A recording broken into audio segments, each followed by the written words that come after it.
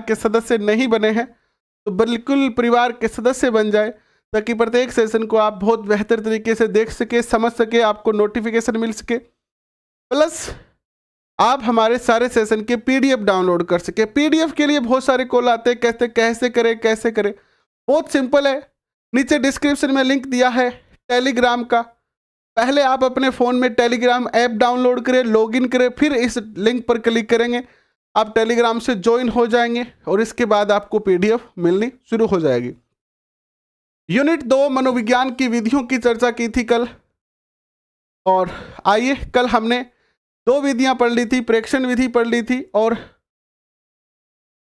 दूसरी जो हमने है वो केस अध्ययन विधि पढ़ी थी। केस अध्ययन विधि के गुणों की और इसके अवगुणों की चर्चा हम आज इस सेशन में करेंगे और आगे की विधियों को पढ़ने का प्रयास करेंगे और यह भी प्रयास करेंगे कि इस चैप्टर को आज अपन जो हो पूर्ण कर दें। स्टडी टिप्स कैसे हैं आप?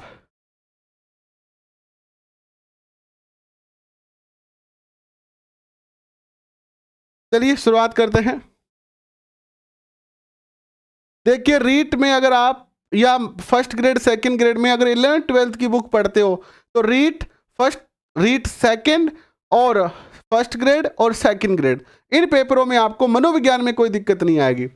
देखिएगा, इन गुणों के बावजूद इस विधि में कुछ अवगुण है। अवगुण क्या है, यानी इस विधि की, केस अध्ययन विधि की कमी क्या है, तो कमी पर चर्चा करते हैं। तो पहली है कि नैदानिक विधि में व्यवहार के अध्ययन का आधार व्यक्ति का गत इतिहास होता है।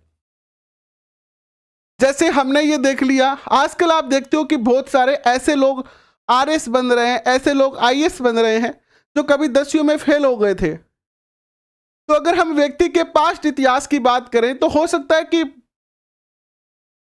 हमने अपने भूतकाल में कई गलतियां की हो, लेकिन इस अध्ययन विधि में उन गलतियों को आज के लिए जिम्मेदार मान लिया जाता है।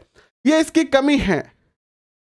तो इसमें पास्ट हिस्ट्री होता है जो व्यक्ति के माता पिता, दोस्त तथा पड़ोसियों द्वारा दिए गए सूचनाओं पर आधारित होता है। अक्सर देखा गया है कि माता पिता, दोस्त या पड़ोसी व्यक्ति की सच्ची घटनाओं तथा तथ्यों को, विशेषकर वैसी घटनाएं या तथ्यों को जिनका संबंध नैतिकता से होता है, वो छिपा लेते हैं। फलस्वरूप उनके द्वारा प्रदत्त सूचनाएं दोषपूर्ण हो सकती है। अगर किसी भी माँ से जाके पूछा जाए उसके बेटे के बारे में या उसकी बेटी के बारे में, तो माँ कभी भी उसके अवगुण नहीं बताती है। बताती है क्या? माता पिता कभी भी अवगुण नहीं बताएंगे, वो अवगुणों को छुपा लेंगे और गुणों को बढ़ा चढ़ाकर बता देंगे। और अगर हम दोस्तों के पास जाएंगे या पड़ोसियों के, खास तौर पर अगर पड़ोसियों के पास जाते हैं, तो पड़ोसी क्या करते हैं कि अवगुण सारे बता देते हैं। अवगुण तो सारे बता देते हैं बट गुणों को छुपा लेते हैं।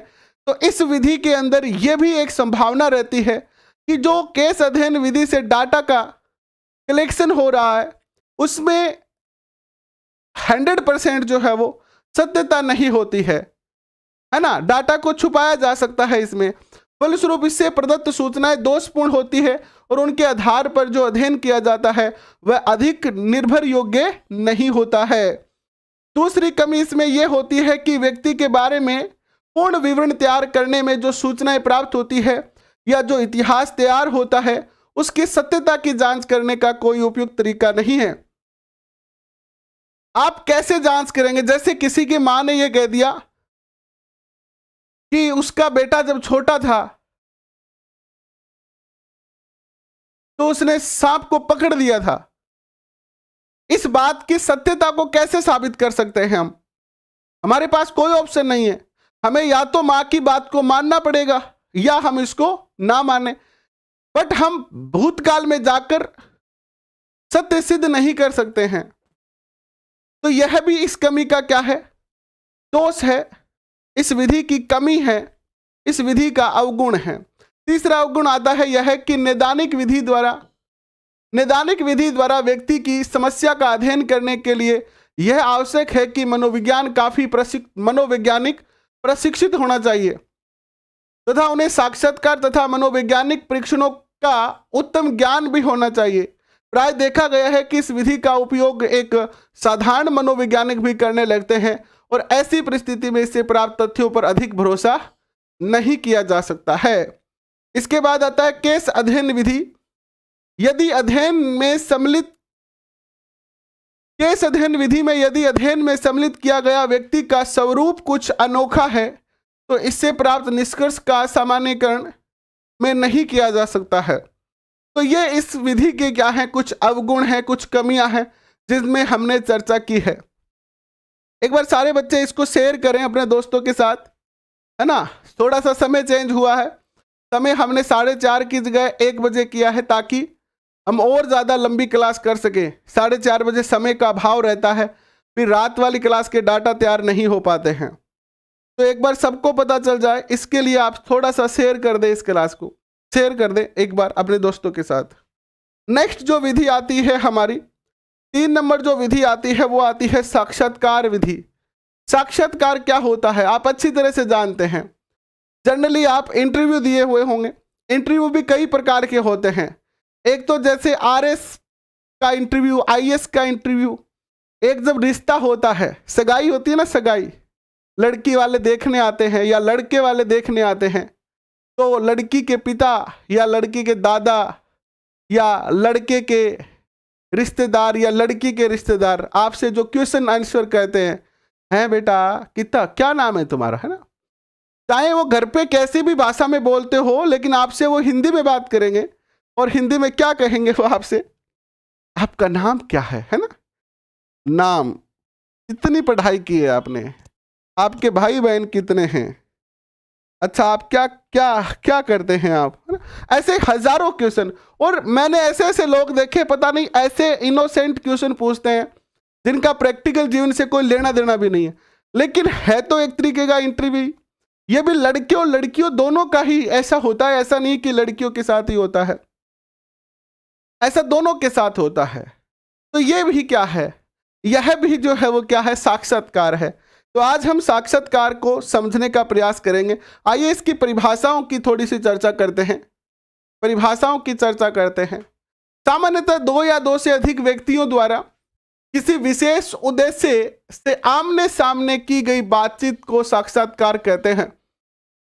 मिनिमम टू मिनिमम 2 व्यक्ति होने चाहिए, मैक्सिमम ज्यादा भी हो सकते हैं, ऐसा नहीं ज्यादा बहुत ज्यादा नहीं, मिनिमम से मिनिमम 2 या 2 से अधिक व्यक्ति जब किसी विशेष उद्देश्य को लेकर आमने सामने बैठकर चर्चा करते हैं, क्वेश्चन करते हैं, तो उसे साक्षात्कार कहते हैं। एक और परिभाषा देखिएगा डेजिन की।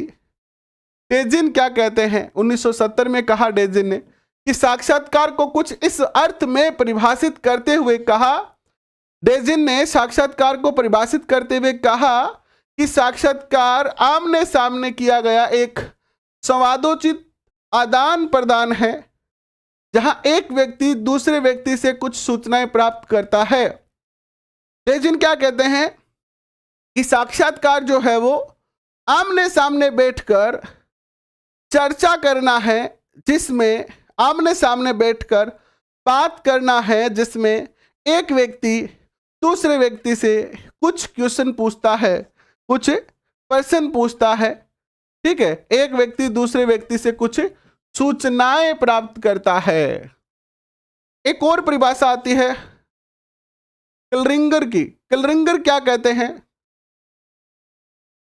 1985 में इन्होंने कहा कि साक्षात्कार एक आमने सामने की अंतर व्यक्तिक भूमिका परिस्थिति होती है जिसमें एक व्यक्ति साक्षात्कार देने वाले व्यक्ति से शोध समस्या से संबंधित उत्तरों की प्राप्ति के लिए प्रश्न पूछता है। किलरिंगर क्या कहते हैं, ये कहते हैं कि साक्षात्कार में निश्चित विषय होता है। मैं थोड़ा इसको और एक्सप्लेन करता हूं कि एक निश्चित सब्जेक्ट होता है और उस निश्चित सब्जेक्ट के आधार पर, उस निश्चित विषय के आधार पर एक व्यक्ति सामने वाले व्यक्ति से यानी भेंटकर्ता से किसी शोध पर या किसी विशेष सब्जेक्ट से संबंधित प्रश्न पूछता है। देखो साक्षात्कार कई प्रकार के हो सकते हैं, जैसे कि कार्य के आधार पर और उद्देश्य के आधार पर हम देखें तो कार्य के आधार पर साक्षात्कार निम्नलिखित प्रकार के होते हैं, जैसे कि नैदानिक साक्षात्कार, क्लिनिकल इंटरव्यू होता है, शोध साक्षात्कार होता है, रिसर्च इंटरव्यू, निदानात्मक साक्षात्कार होता है, चयनात्मक, जैसे कि आरएस का जो होता है वो चयनात्मक होता है, आईएएस का जो होता है वो होता है केंद्रित साक्षात्कार, किसी विषय पर फोकस करते हुए फोकस्ड इंटरव्यू। तो ये है। इसके अलावा रचना के अनुसार अगर साक्षात्कार की बात करते हैं हम, तो रचना के अनुसार संचरित साक्षात्कार होते हैं, असंचरित साक्षात्कार होते हैं। इसके बाद देखिएगा नेक्स्ट जो विधि आती है वो आती है सर्वे विधि। नेक्स्ट जो विधि आती है वो कौन सी आती है आपकी? सर्वे विधि आती है। सर्वे विधि क्या है? इन विधियों से ज्यादा गहरे क्वेश्चन नहीं आते हैं, बेसिक जानकारी आपको होनी चाहिए। बट मुख्य जो विधियों से संबंधित क्वेश्चन आते हैं वो टीचिंग मेथड से संबंधित क्वेश्चन आते हैं, उन पे भी हम आगे चर्चा करेंगे। ये मनोविज्ञान की विधियां हैं कि मनोविज्ञान का अध्ययन कैसे किया जाए। ये विधियां मनोविज्ञान की विधियां हैं कि मनोविज्ञान का अध्ययन कैसे किया जाए। सर्वे विधि देखिए, जैसे कि नाम से ही आपको पता चल रहा है, जिन बच्चों के ग्रेजुएशन में या 11th 12th में ज्योग्राफी रही होगी, उन बच्चों ने ज्योग्राफी के अंदर सर्वे फाइल तैयार की होगी, अपने किसी क्षेत्र का, किसी नगर का, किसी गांव का सर्वे किया होगा, जिसमें आपने उसकी स्थिति को जो है वो क्या किया है, अवलोकन किया है। तो सर्वे विधि में भी इसी प्रकार का क्या किया जाता है, सर्वे किया जाता है। सर्वे में क्या होता है आइए देखते हैं। मनोविज्ञान में कुछ ऐसी समस्याएं हैं जिनका ठीक ढंग से अध्ययन यदि कोई अध्ययन करता, एक छोटे अर्थात एक छोटा सैंपल व्यक्तियों की संख्या जिन्हें अध्ययन में शामिल किया जाता है, प्रतिदर्श या सैंपल कहलाता है। सैंपल का क्या अर्थ है? यहाँ पर सैंपल को हिंदी में प्रतिदर्श कहते हैं। और प्रतिदर्श का क्या रोल है? जैसे कि रीट का जब पेपर आउट हुआ तो राजस्थान पत्रिका ने, दैनिक भास्कर ने, मैंने अपने चैनल पर भी एक सर्वे किया था। सर्वे में हमने क्वेश्चन पूछे थे कि क्या आप चाहते हो कि रीट का पेपर कैंसिल हो? तो लगभग 10,000 के करीब बच्चों ने उसमें शामिल हुए थे वो, और उसमें से लगभग 78% बच्चों ने कहा था हाँ होनी चाहिए। इसी प्रकार बड़े अभी यूपी में, एमपी में चुनाव चल रहे हैं, यूपी में चल रहे हैं, एमपी में नहीं चल रहे, यूपी पंजाब में। तो अभी जो समाचार पत्र हैं वो क्या करवा रहे हैं, सर्वे करवा रहे हैं कि यूपी में किसकी जीत होगी। तो वो लोगों के पास जाते हैं। अच्छा, चुनाव हो गया तो वो ऐसे साधारण कपड़ों में जाएंगे, उनके पास कैमरा वगैरह कुछ नहीं होता है। और भाई जी कैन दिए गए यार, भाई जी मैं तो बीजेपी ने दिए, ठीक है यार मैं बीजेपी ने दे गया आज। फिर अगले के पास ऐसे धीरे धीरे वो सैकड़ों हजारों लोगों से मिलते हैं, अलग अलग क्षेत्र के।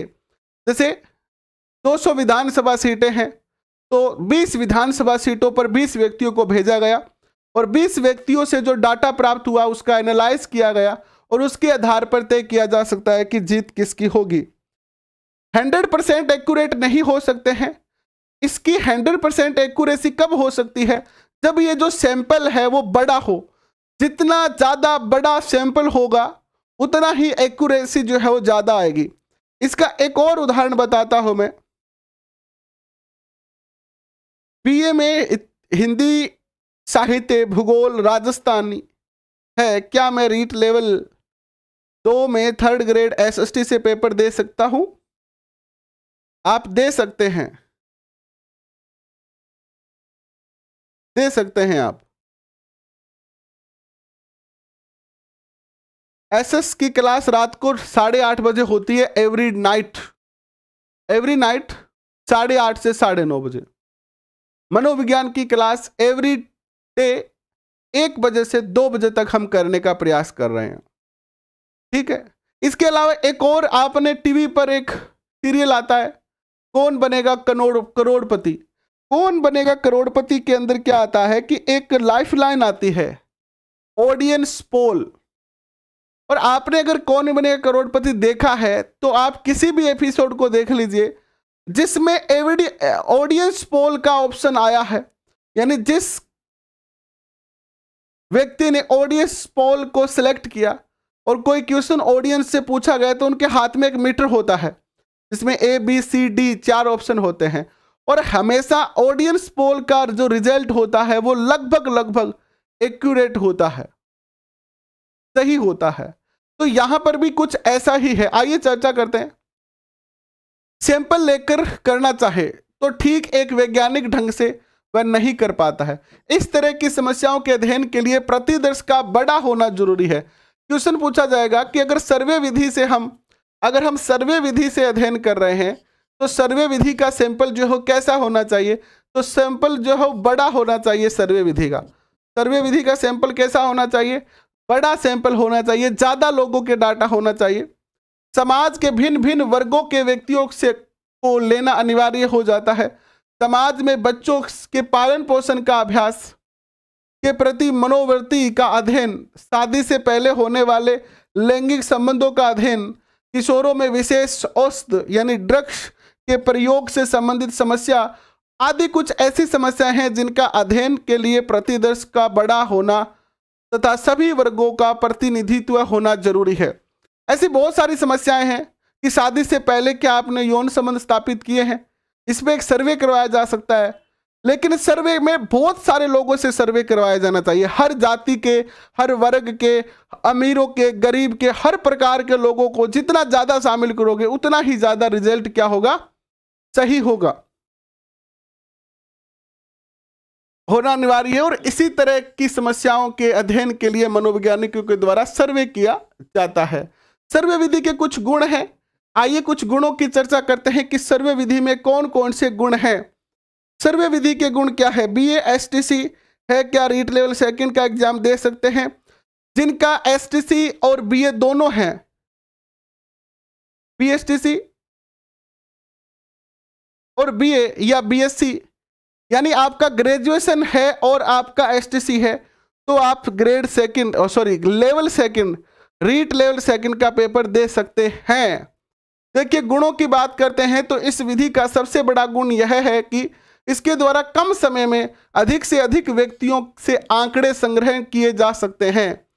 कम समय में ज़्यादा से ज़्यादा डाटा इकट्ठा किया जा सकता है क्योंकि इस विधि में समाज के भिन्न भिन्न वर्गों से व्यक्तियों का चयन करके उन्हें अध्ययन में शामिल किया जाता है। अतः इससे प्राप्त निष्कर्षों में सामान्यीकरण अर्थात जनरलाइजेशन का गुण अधिक होता है। दूसरे शब्दों में कहा जा सकता है कि इस विधि से प्राप्त निष्कर्ष को अधिक से अधिक व्यक्तियों के लिए सही माना जा सकता है। यानी सर्वे विधि से जो रिजल्ट निकल के आ रहा है, और ईमानदारी से देखो, अवगुण भी है इसके। कंडीशन क्या है रिजल्ट की कि आपने डाटा जो लिया है, जो सैंपल आपने लिया है वो ईमानदारी से लिया है क्या।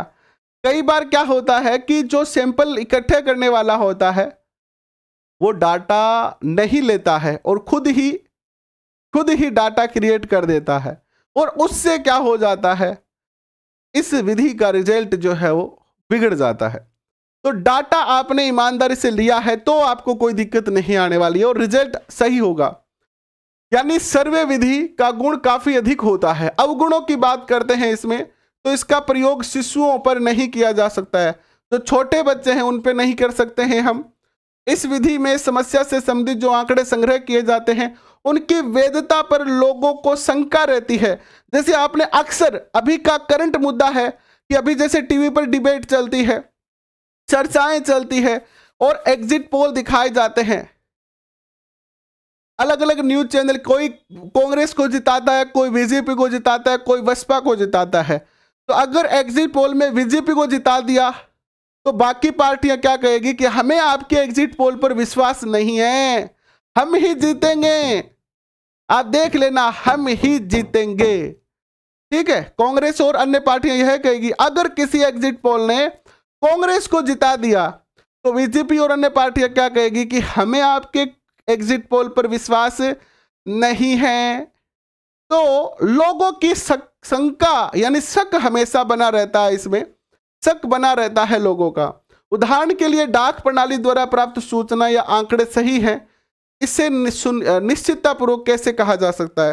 हो सकता है कि इस प्रश्नावली में प्रश्नों का उचित व्यक्ति जवाब न देकर कोई दूसरा ही व्यक्ति जवाब दे दे, ऐसा संभव है क्योंकि इसमें डाटा चाहे कितने भी विश्वसनीय हो बट लोगों की शंका इस पे जो है वो बनी रहेगी, यानी इसीलिए हम इसको विश्वसनीय नहीं कह सकते हैं। क्या नहीं कह सकते हैं इसको? विश्वसनीय नहीं कह सकते हैं। रीट लेवल 1 में एक्स कोटा मान्य है क्या? एक्स कोटा कौन सा होता है भाई? एक्स कोटा तो मैंने नाम ही नहीं सुना। एक्स सर्विसमैन होता है, एक्स आर्मी मैन होता है, विधवा सुना है, तलाकशुदा सुना है, और SC ST OBC EW सुना है, लेकिन ये एक्स कोटा कौन सा होता है? थोड़ा आप हमें बताएं, फिर हम आपको कुछ बता पाएंगे। घनश्याम कैसे हैं आप?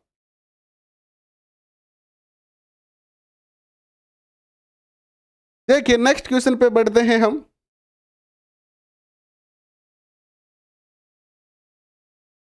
नेक्स्ट देखिए, नेक्स्ट जो विधि आती है वो आती है प्रयोगात्मक विधि। नेक्स्ट जो विधि आती है वो आती है कौन सी? प्रयोगात्मक विधि आती है। ये विधि क्या कहती है? प्रयोगात्मक विधि, प्रयोगात्मक विधि क्या कहती है देखिएगा, जैसे कि नाम से ही पता चल रहा है, एक्सपेरिमेंट किया जाता है, एक्सपेरिमेंटल ये मेथड है। मनोविज्ञान का सबसे प्रमुख एवं वैज्ञानिक विधि प्रयोगात्मक विधि है। प्रयोगात्मक विधि उस विधि को कहा जाता है जिसका आधार प्रयोग होता है। साधारणतया किसी व्यवहार या मानसिक प्रक्रिया अर्थात मेंटल प्रोसेस को किसी नियंत्रित अवस्था में क्रमबद्ध अध्ययन या प्रेक्षण करना ही प्रयोग कहलाता है। यानी किसी सिचुएशन में, किसी प्रयोग के अंदर, प्रयोगशाला में अगर प्रयोग किया जाए तो उसे क्या कहते हैं? उसे ही तो एक्सपेरिमेंट कहेंगे, उसे ही तो प्रयोग कहेंगे ना हम। इस परिभाषा से स्पष्ट है कि प्रयोग में व्यवहार का अध्ययन किसी नियंत्रित अवस्था में किया जाता है। व्यवहार का अध्ययन चरों के माध्यम से किया जाता है, आपने जो वेरिएबल दिए हैं उनके माध्यम से किया जाता है। किसी भी मनोवैज्ञानिक प्रयोग में मुख्यतः 3 तरह के चर होते हैं। एक स्वतंत्र चर होते हैं, एक आश्रित चर होते हैं, और एक जो होता है वो संगत चर होता है। यह क्वेश्चन पूछा जाता है कि प्रयोग में कितने प्रकार के चर होते हैं? स्वतंत्र चर, आश्रित चर और संगत चर। कौन कौन से चर क्या होते हैं, आइए इस पे थोड़ी सी चर्चा करते हैं। समझ में आ रहा है तो एक बार लाइक बटन आप दबा सकते हैं।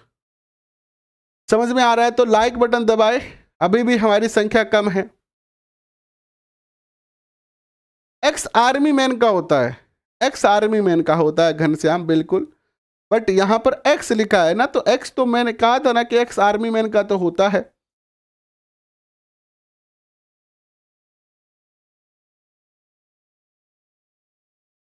चलिए आगे बढ़ते हैं।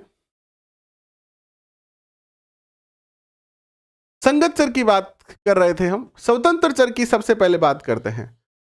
वे चर वैसे चरों को कहा जाता है जिनका प्रयोगकर्ता जोड़ तोड़ करता है, स्वतंत्र चर कराते हैं, तथा जिनके प्रभाव को दूसरे चर पर अध्ययन भी किया जाता है, वे नियंत्रित चर कहलाते हैं। अब इसके गुण क्या है, आइए इस पे चर्चा करते हैं, गुणों की चर्चा करते हैं। प्रयोगात्मक विधि में प्राणी या जीव के व्यवहार एवं मानसिक प्रक्रियाओं के संबंध में चरों का अध्ययन एक नियंत्रित अवस्था में यानी प्रयोगशाला में किया जाता है।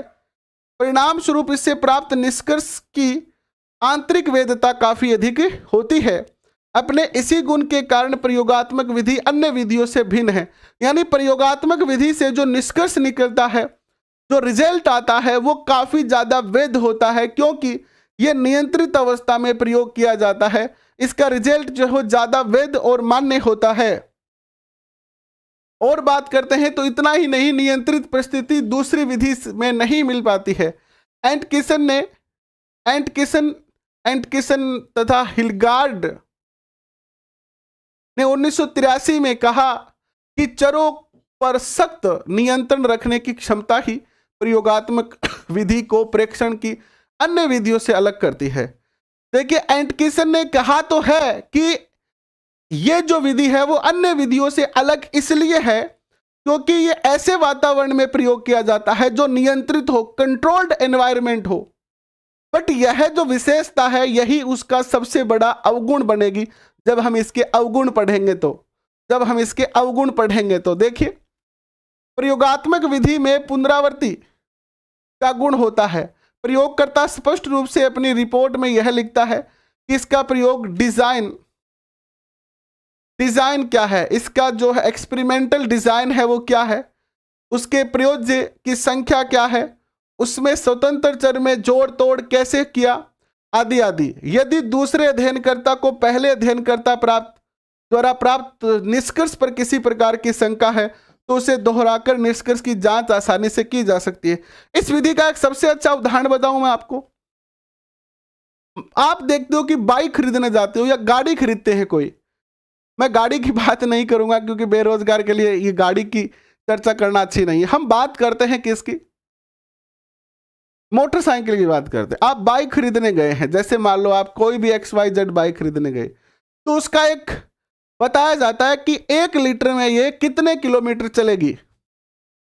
जैसे कोई बाइक वाला बताता है कंपनी की 1 लीटर में 60 किलोमीटर चलेगी, कोई कहता है कि 70 चलेगी, कोई कहता है कि जैसे बजाज की प्लेटिना बाइक आती है, वो कहते हैं कि हमारी 99 चलेगी। कहते हैं कई बार ऐड आता है उनका 90-99 किलोमीटर पर लीटर भी दिखाते हैं वो। तो क्वेश्चन आता है कि प्रैक्टिकल जीवन में क्या वो इतना माइलेज देती है क्या? तो उनके माइलेज के ऊपर एक स्टार लगा होता है और वो स्टार कंडीशन क्रिएट करता है कि देखिए इसका 99 आएगा, लेकिन इसके लिए कंडीशन है। लेकिन प्रैक्टिकल जीवन में जब हम उसको चलाते हैं तो उसका 60 भी नहीं आता है। तो यही बात इसमें कही गई है कि जो प्रयोग किया गया था वो तो एक कंट्रोल्ड एनवायरनमेंट में किया गया था। उसमें तो क्या करते हैं, वो बाइक को खड़ा कर देते हैं और उसके नीचे जो है वो एक चक्का होता है, वो घूमता रहता है। अब खड़ी खड़ी बाइक जो है वो 55 की स्पीड में बिना किसी लोड के चल रही है, तो वो आराम से चली जाएगी कहीं पर भी, और वो प्रैक्टिकली चलती नहीं है, वो खड़ी एक जगह ही रहती है। उसका एक टेस्ट वो होता है रोल, उस पर वो टायर घूमता है केवल। तो वो 45 की स्पीड सेट करके और टायर घुमाते रहते हैं घंटा 2 घंटा, और उससे पता चल जाता है कि 1 लीटर में ये कितना किलोमीटर चली। बट प्रैक्टिकल जीवन में जब 2 लोग बैठ के चलते हैं तो वो 55 का ही एवरेज दे पाती है। तो ठीक कंडीशन यही इसकी होती है कि जो प्रयोग किया जाता है वो प्रयोगकर्ता उस पर लिखता है। साथ में प्रयोगकर्ता क्या लिखता है कि ये जो मैंने प्रयोग किया है इसका डिजाइन क्या है, यानी कैसी परिस्थितियां क्रिएट करी तब ये रिजल्ट आया। अगर आप भी ऐसी परिस्थिति क्रिएट करोगे तो ये रिजल्ट आ जाएगा, है ना, ये रिजल्ट आ जाएगा। तीसरा है प्रयोगात्मक विधि काफी वस्तुनिष्ठ होती है, क्योंकि इसमें प्रयोगकर्ता को एक खास ढंग से, एक खास विधि से प्रयोग करना होता है। चाहकर भी वह किसी प्रकार का पक्षपात या पूर्वाग्रह आदि नहीं कर सकता है, क्योंकि विधि वस्तुनिष्ठ होती है। अतः इससे प्राप्त आंकड़ों का गुणात्मक तथा परिणात्मक विश्लेषण आसानी से किया जा सकता है। चौथी विशेषता है कि प्रयोगात्मक विधि में स्वतंत्र चरों को जोड़ तोड़ काफी ठीक ढंग से हो पाता है। फलस्वरूप प्रयोगकर्ता किसी मनोवैज्ञानिक समस्या का अध्ययन इस तरह से करने में समर्थ हो जाता है। बट इसके कुछ दोष भी हैं। दोष क्या है, इनकी चर्चा करते हैं। जैसे कि प्रयोगात्मक विधि का सबसे महत्वपूर्ण दोष तो यह बताया गया कि यह जो प्रयोग किया जाता है वो नियंत्रित अवस्था में किया जाता है, यानी आर्टिफिशियल एनवायरनमेंट में किया जाता है। जैसे आप अगर किसी स्टूडियो में जाते हो, एक और उदाहरण देता हूं, बहुत अच्छा उदाहरण देता हूं आपको मैं, कि आप ओप्पो या वीवो का फोन है आपके पास, ओप्पो या वीवो का फोन है आपके पास और आप उससे अपनी सेल्फी खींच रहे हो। सेल्फी, आहा, सेल्फी का बटन दबाया, सेल्फी आई, अब उसको देख रहे हो, तो आपको ऐसा लगेगा कि यार आप तो हीरो हो, आप तो हीरो हो, अरे आप तो बहुत सुंदर हो। कोई भी लड़का हो उसको वो 10 गुना ज्यादा सुंदर दिखाएगा, कोई भी लड़की हो उसको वो 5-10 गुना ज्यादा सुंदर दिखाएगी। जो ओप्पो और वीवो की खास तौर पर जो सेल्फी पिक्चर आती है ना, उसमें बढ़ा चढ़ाकर सुंदर दिखाया जाता है। तो उसमें क्या हो जाता है, बंदे को वहम हो जाता है, फिर वो ऐसे दर्पण में जाके देखता है, यार ये तो चेहरे पे तो दाग धब्बे पड़े हुए हैं, इधर तो दाग धब्बे है ही नहीं, तो इधर दाग धब्बे दिख रहे। अच्छा, क्योंकि आईना तो वास्तविकता दिखाता है, आईना तो वास्तविकता दिखाता है और वो सेल्फी वाला क्या कर रहा है, आर्टिफिशियल क्रिएट कर रहा है। तो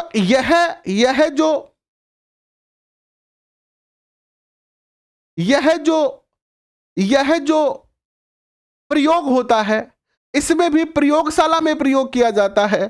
तो आर्टिफिशियल एनवायरनमेंट जो है क्रिएट किया जाता है, तो उसका जो रिजल्ट है वो प्रैक्टिकल रियल लाइफ में हो ऐसा आवश्यक नहीं है। यही इसकी सबसे बड़ी कमी है। मॉर्गन किंग और रॉबिन्स ने कहा कि प्रयोग से प्राप्त निष्कर्ष कृत्रिम प्रयोगात्मक परिस्थिति तक सीमित है। इसका सामान्यीकरण वास्तविक और स्वाभाविक परिस्थितियों के व्यवहार के बारे में नहीं किया जा सकता है। प्रयोगात्मक विधि में कुछ विशेष प्रकार के दोष स्वाभाविक रूप से सम्मिलित होते हैं। प्रयोक्ता पूर्वाग्रह और प्रतिदर्श पूर्वाग्रह तो एक ऐसे महत्वपूर्ण दोष है जो प्रयोक्ता पूर्वाग्रह में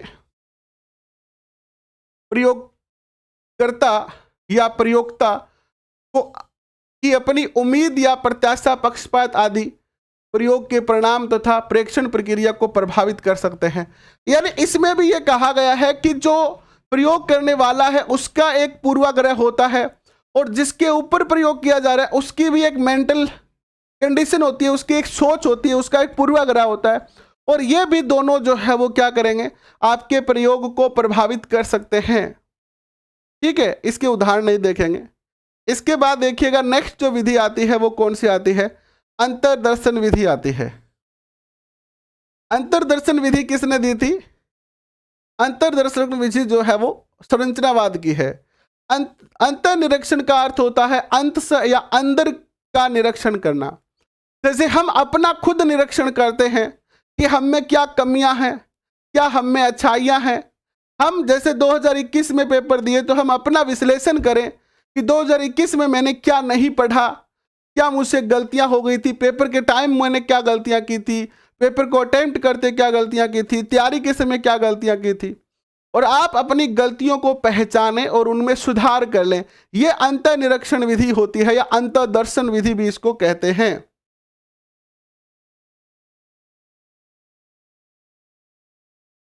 11th की बुक से है तो ये एनसीईआरटी है, नहीं ये आरबीएसई है। जनरली इसमें आरबीएसई और एनसीईआरटी में कोई ज्यादा फर्क नहीं है। जो मनोविज्ञान है वो चाहे आप आरबीएसई का पढ़े या एनसीईआरटी का पढ़े कोई अंतर नहीं है, लगभग सेम ही है, दोनों सेम हैं।